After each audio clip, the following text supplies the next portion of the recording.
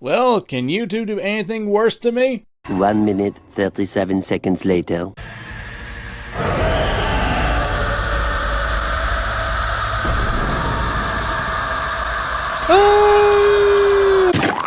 Hey, Calendar. How's Haida doing?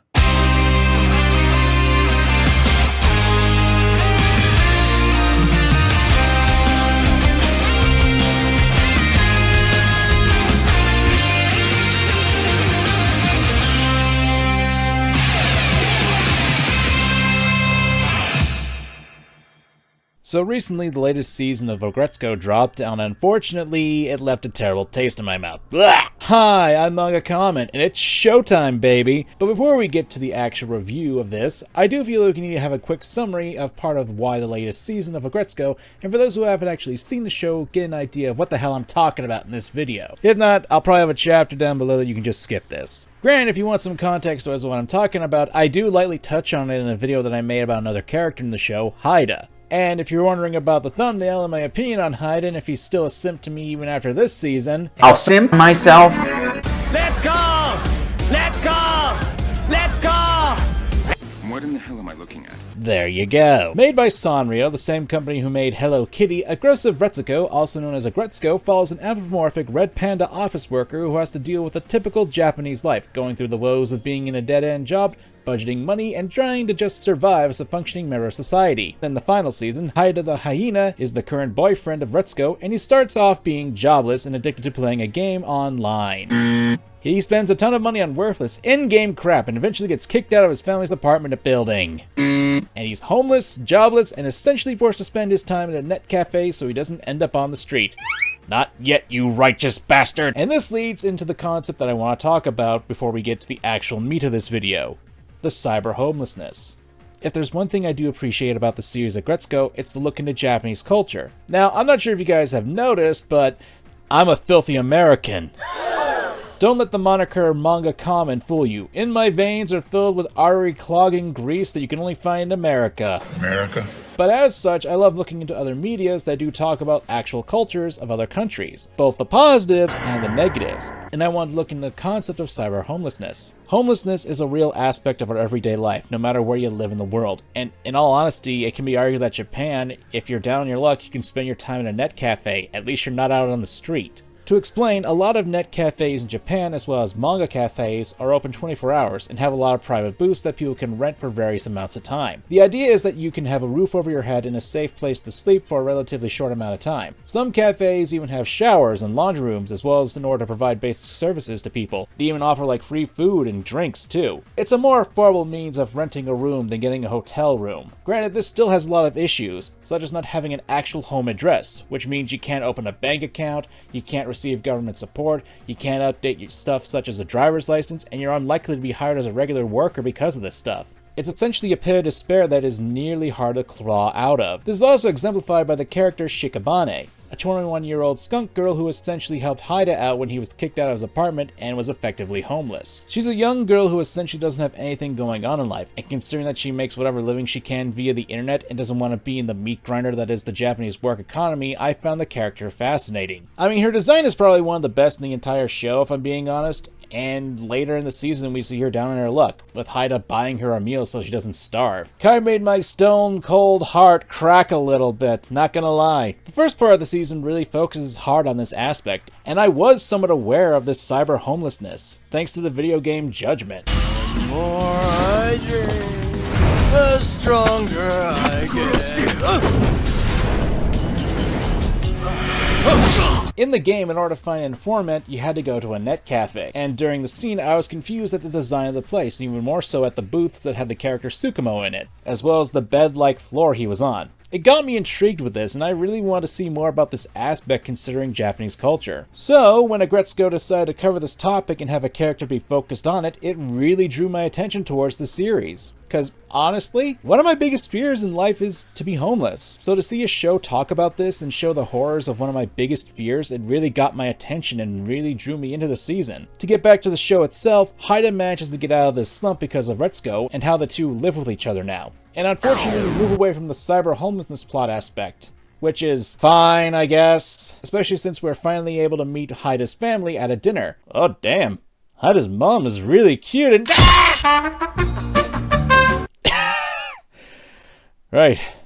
Have a girlfriend. I mean, when we meet Haida's family, we learn that his father and brother are politicians, and the topic of cyber homelessness comes up in the conversation, with Haida taking offense with how his father basically is calling the people who are trapped in that nightmare worthless trash. Obviously, I disagree with that old fart, and I have to say I'm glad that the characters and the experience weren't forgotten about. It made me think that we were going to have more aspects of the interesting cyber homelessness be expounded upon. Aggretsuko as a series does shine a light on the darker aspects of things like the stressful woes of Japanese work life and the toxicity of the idol industry, both which were highly touched upon in the previous seasons of the show. But then we get this part. Don't tell me what to do! I am not a sucker! Masuo Ikari, a lemur who's a politician for the Party of Rage, one of the last remaining members, and is in the Japanese House of Representatives. He wants Retsuko to run for the House of Representatives, and after being peer pressured into the race, the show then shifts to this.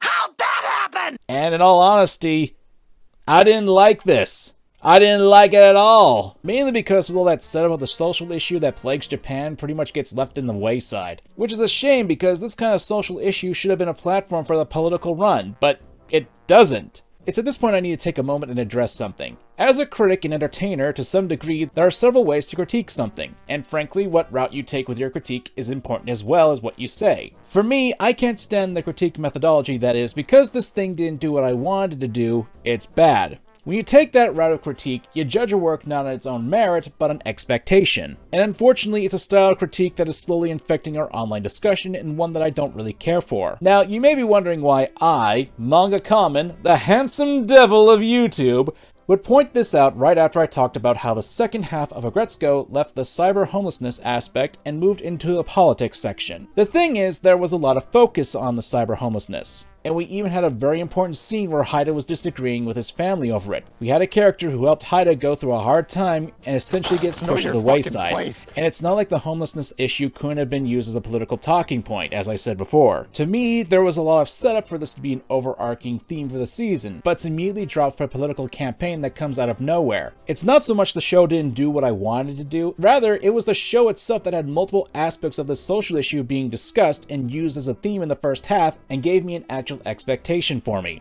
It feels rushed, and it's not the only thing that's dragging down the season. Going machine gun on this, in the beginning part of the season, Retsuko basically tells Haida that until he gets a new job, he can't see her, and that he shouldn't be playing games all day. Retsuko then learns that Haida is not his apartment, and instead of confronting him about it, we get this roundabout way of dealing with the situation. I bring this up because all the way back in season 1, one of the major things was communicating with people and expressing your thoughts with them. You know, being honest. OTM, the pop idol group that Retsuko was with in the previous season, basically kidnaps her and essentially strong-arms her into running for the House of Representatives by publishing her candidacy without her consent is really disgusting. These are supposed to be Retsuko's friends, right? Unless like the point in the third season, Retsuko was stalked and attacked, and as such, kidnapping her seems really disgusting. Haida gets hit by a truck in the final episode. Does anything come for this? Does Haida go to the hospital? Does this get used in the plot? Do we know who even sent it? Nope! It basically just lasts for 1 minute and gets brought up by Haida's brother going, I didn't do it. Tadano, a rich jackass. Literally, he's a donkey. I can say jackass in response to him. Essentially throwing a ton of cyber homeless people out on the street because he bought an entire internet cafe, which later gets used as Retsuko's base of operation for our House of Representatives run. Which, ironically enough, represents a lot of the issues I have with this season, as the political run covers up the more interesting cyber homelessness build-up. Other reasons that lead me to believe that the season was rushed was that Haida and Retsuko got married. Yeah, there was a scene where we see their names on a marriage license. We never even get to see them kiss. It's a blink and you miss it moment. It really stings since there was a lot of imagery in the previous seasons with Retsuko wanting to be a bride. Really adds the feeling of being rushed here. And the character that I liked, the one that got me to watch this season, Shikabane, just disappears for a while. I understand that the point of the character was to help Haida in the early part of the season, but she just disappears and we learn she's going through a few issues with homelessness. Thanks, Tadano, you jackass! And the way her issue is fixed and to get her back on the path of righteousness is to have Retsuko and her have a raging duet that we don't see. That'd be fine, but here's the thing. The two characters didn't really interact before that scene. at all. It's completely unsatisfying, and I really didn't like that. I want to point out that this wasn't the last season, then these flaws wouldn't be so bad to the point where I would make a video about them. But this was the final season and has less than a satisfying ending. And that to me is worse than an ending that's bad. You introduce a new character with such an open ending, bringing up conflicts and having off-screen or immediate resolutions to issues that could potentially be life-changing. Oh, and one of the biggest issues, back to the status quo. Again. Why? Is it better than season 4? Marginally, I guess, but as a series finale, it really doesn't feel like it should be. Hell, there should have at least been end credits still images that showed what the characters were up to after the series. While that's not the greatest way to end things off, it sure as hell is better than what we got. I still don't care for the political plot, and this isn't because of my usual politics and media mess things up. Because at the core of the show, Aggretsuko is a comedy at the expense of the socioeconomic status of Japan. But how it was done in this season was disgusting. Again, I need to point out that Retsuko was forced to run. It should have been her decision to run. So let's take a moment to really think about how you can make this work, at least from my point of view. Imagine that after the whole saving Haida from homelessness, Retsuko learns it was Haida's father who kicked him out from his home. Then you have the Haida family dinner scene where Retsuko learns that Haida's father, Juzo, is an ass who looks down on her generation. You're an irredeemable monster! What took you so long, idiot? Why? Because Retsuko's generation is dealing with issues that Juzo's generation never had to deal with. And really put that Haida's brother Jiro is just going to be like his father with the politics. Retsuko is fired up with how Jiro essentially treats Haida like trash and comes across the Rage Party's flyer looking for fresh blood, and she seeks them out. That she wants to make a change in the Japanese society. Not only would you actually show that Retsuko was changed over the past few seasons where she was willing to take initiative, but that she'd also be changed by the people she met and how cruel the world of Japanese culture really is. That Haida's and Shikabani's situation is one that countless people have to be a part of, and most aren't lucky as Haida to have a girlfriend who could provide a place for him to live. I am not against having politics in the story, and again, Aggretsuko has covered heavy-handed topics before and did it well in my opinion. I just feel like they had the ideas here, but they really rushed them, and as a result, it really hurt the season and the finale of Aggretsuko. Whether this is because the writers are doing something bad, or Netflix is trying to rush out their original animation projects, or some other tinfoil hat conspiracy that makes me on par with Alex Jones, I couldn't tell ya. In any case, the final season wasn't all that great to me. Since YouTube tends to be, you know, jerks when it comes to my videos and demonetizing them and making them unviewable, and when I do re-upload videos that get taken down unfairly, I try my best to at least add something with a bit more substance to the re-upload so that way you guys can at the very least get something else out of this and not just see a same video again and again. I will say that for those who actually are able to see my video and they show up in the recommendations, which is rare nowadays, I had a few people link a video that essentially says that the issues I had with the show aren't really worth it since it makes sense for the social commentary. I'm not going to name names since it's not really important, but to me that feels like it ignores something else. In this very video, I bring up that Aggretsuko had already talked about the social commentary in the earlier seasons, and even the more latest ones too. But here's something that the people who are linking that video are forgetting. It also utilized the characters without making them simply tools for the plot. They had their own personalities, they were endearing, and they actually made sense, and they were fun characters that people were able to relate to. You can comment how the youth of Japan are sick of the old ways of it and are making a good number of them homeless, and I'll gladly admit that is important. Hell, I brought that up in my own video here, but we also need to remember that this is a show. It's a piece of entertainment, and one that has gotten a lot of people invested into the characters as well as the social aspects of Japan through them. Seasons 5, and by extension 4, don't actively do that. They use the characters as tools with fragrant disregard for the characters' pre-established elements, and some characters like Gori and Washimi are just basically pushed to the side for some reason.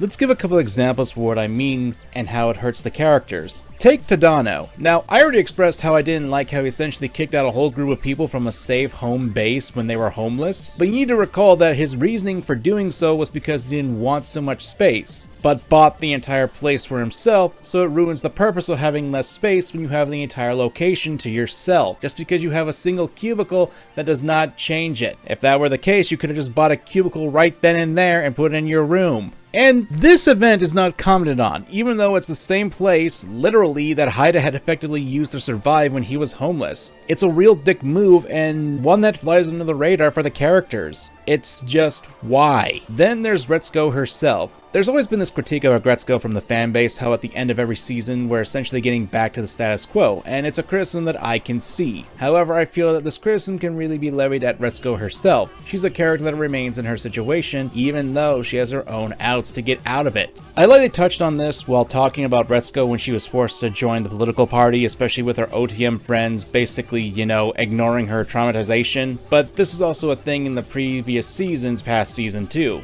Aggretsuko was just stuck doing her job, even though she managed to stumble into getting to a YouTube channel with millions of subscribers, even to the point where she was able to hire her former boss, Tone, when he was let go from his job. Listen, as someone who is relying on YouTube as a source of income nowadays, I find this to be a bit of a slap to the face. Like, I escaped the woes from a 9-to-5 just recently myself, and while it certainly isn't a walk in the park, no thanks to YouTube killing a good number of my more recent videos by age restricting them, it feels like it's a waste. Aggretsuko has this massive channel that has a lot of views, and she was able to get ad revenue almost by accident, but she decides to stick with her job. Why? Here is the issue. The biggest theme of Aggretsuko is that Aggretsuko is raging against everything that bothers her concerning society, and yet, even though she has a clear, distinct out to it, either through her YouTube channel or being an idol, which was successful, she still remains a part of the original culture. She gets pressured by people, whether it is family, friends, or societal expectations, and since she falls into the normal life after everything, it feels like she just gave into the pressure. So I have to ask, what was the point? I understand that the point is Japan has a status quo that is extremely hard to break, and one that is actually quite detrimental to the younger generation. But that doesn't mean it makes for good storytelling. If anything, it hurts the characters that a lot of people got attached to. You can have a higher message to your show, that is perfectly fine, and don't take this the wrong way. I understand that there's a wider context, and showing that there's an underlying rebellion from the younger generation for Japan is important. But when the main character of your show is essentially the same passive people pleaser that she started off as in the first season, your critiques, your observation, and your thoughts on the culture come off as hollow when said main character just essentially becomes another cog in the machine, a tool for the story. Aggretsuko, for all the talk this series talks about with the status quo being bad and has negative effects, it loves to maintain a status quo for itself, and because of that, it feels like a waste of time. And as such, people should be allowed to feel as though the season or show is less than stellar. You can disagree with me, obviously, but this is how I and quite a few other people feel about this season. I can't speak for everyone, but I can tell that some people do feel this way. I've seen other people's posts. And now, YouTube, let this video be free! I hate you. And if you reach this point of the script, write the comment, Shikabane deserved better. Just let me know that you reached this point of the video. I really don't know what to say about this season. I'm MangaKamen, and remember, my friends, life is a showtime. See you next time. Bye-bye.